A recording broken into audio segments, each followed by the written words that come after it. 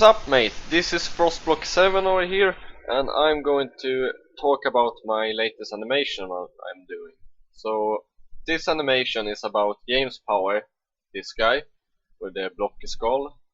He's going to do some parkour, and there's a lot of things going on here. You have to make the buildings moving, James going to be moving, and this video is supposed to be 61 seconds long, I think, the parkour part. Then there's going to be two other parts in this video that is not about parkour. But it's going to be a stream of buildings, and there shows up a new building every half second, so it goes really fast. And I'm going to match this video with a song with 120 BPM, beats per minute. Yeah, the building touching is going to match with the music, so it's like going to go something like, you know, boom, boom, boom, boom, boom, boom, boom, boom, and so on. So it's going to match some music, and that was a bit tricky to figure out how to do, but I got a pattern over here that is made to match the music exactly. 30 frames per second you can see over here, so that means he has to touch a building every 15th frame, and he does that. This green zone over here is a glitchy zone. You see this building over here? It's going to glitch. It's made with a shape tween, the shittiest tool of them all, because it just makes glitches, but I think I could use it to make something cool. If we go all the way to the end, you see a little zone over here where it's all messed up, and that is because of this bird who comes in from behind. You know, some 3D stuff going on there. This video is mostly two-dimensional, but look at this. The bird just comes in super fast. James bounces on it. And you see how the timeline looks over here. It's all messed up. I don't even know what half of this is. Yeah, I can check. Ugh, I don't hold all the white zones, and I had to. You see, the pattern is all messed up over here, but it still matches the music perfectly. And basically what I do is, here, I've inserted a new frame over here. You just right click and take insert keyframe. What I'm going to do is I'm going to draw a building. There's an ad for Pringles, by the way. I haven't done this yet. Oh shit. Then I do it like this. James is going to jump over there. So we take insert frame, double click, create motion tween, and this is how you make the automatic movement without having to do so much yourself. Don't get me wrong, it takes fucking forever to make something like this. This is the 6th or 7th day, I believe, I'm working with this. And he's still not done. See, he's going to jump, boing, follows the line, and touches the Pringles pipe. Excellent. He can actually, no, he goes underneath it. I see. Well, I can fix that later. It isn't that important anyways. If I want him to bounce on the lid itself, I just take this layer and put it above. Shouldn't be that hard. I can put it on the disco stick layer. Take this, drag it up to disco stick. Yes, it worked. Now it bounces and goes over the Pringles pipe. So I will remove the tween and do it again. So let's see here. Double click, create motion tween, go to the last frame, put it down on the Pringles pipe, and bend the curve. Here we go. Now he bounces on the Pringles pipe. So what I do now is that I insert another building. I click where I have two layers of buildings, and there should always be one building coming in every half second, and this is a half second. So I take insert blank keyframe, select the pencil tool, and now it's time to draw. And I just draw random buildings like this, and I want this building to go down so that it looks like James Power is going up. So you do it quite high building. It doesn't have to be too high, and this part over here at the bottom, you know, you don't have to be as precise with the bottom part, because it ain't going to show, because this is after all high up in the air, in the sky. Then I do some random windows. I always do unique windows for buildings, you know, it doesn't have to look the same all the time. You know, I haven't done this pattern before, like that. Have a triangle over here, triangle window. Yeah, I have to redo that to unstraight.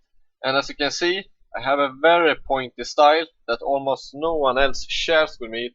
Trust me, I have looked it up on the internet, it's super hard to find. But I do my sharp lines without using any line tools. I do them all by hand. Because you could do this with the line tool, get it super straight. But I do it the old-fashioned way. There we go. And now I have to paint this. And I usually use a gray color. Gray or silver, whatever you want to call it. So I take the paint bucket here.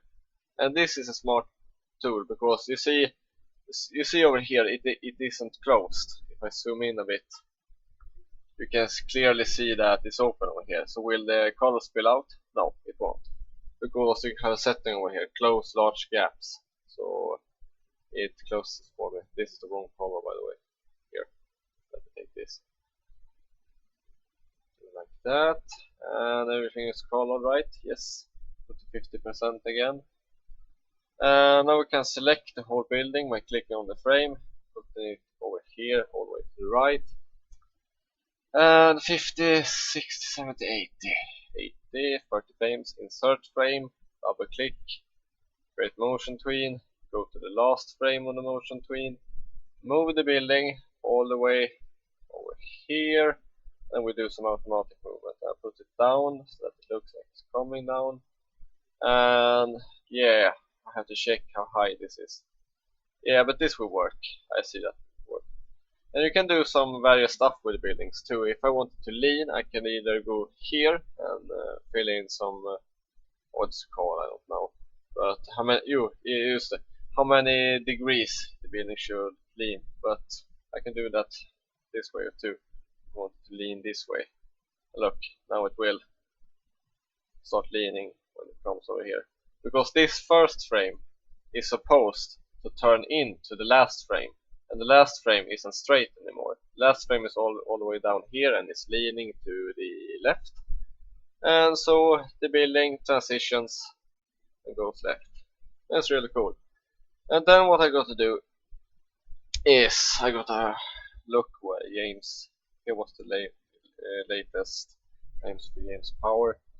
I put the frame down here, I think, if I'm messing this up now. Insert blank keyframe. And you have to make sure to not make mistakes so that the music doesn't get synced. And I just paste James. I have him over here. And James is built so that I don't have to draw him all the time. He just does leg motion automatically that I have animated up. Leg and arm motion. So it's going to do that over here because it's an animated symbol. And then I insert a frame over here, double click, create motion tween, and then we move him to building, and we take the selection tool, bend this, and it makes a nice jump. And here comes the trick that you can do, which is really cool. If I click on the last frame, go to I have to deselect games.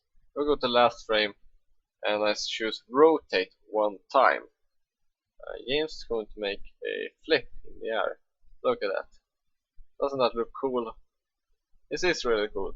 And I think I'm going to end this video soon. I can show off a little bit more of the project. See how all kinds of buildings. The white is where you see the movie. The gray is outside. So you aren't going to see that. You see here the buildings just dancing away, bouncing and whatnot. It's really fucking sick. Here, sail on bombs. That's nice. It's really great parkour, and you have a clock tower and all that. And it's going to be great to match this with music. The scene, or the part I'm the most proud of is bird. My brother gave me the idea of a bird coming in from behind, and it was hard to make, but I managed. I mean, look at the fucking timeline. I don't even know how I räknade ut det här. I don't know what it's called in English, but how I managed to realize how to do this with all the frames over here because the pattern is all messed up. Yeah, but you should have a you should excuse me, I'm messing up. You shall have a big thank you for watching and have a really nice day. I'm probably not going to edit that out because I'm tired right now. Have a nice day. Bye.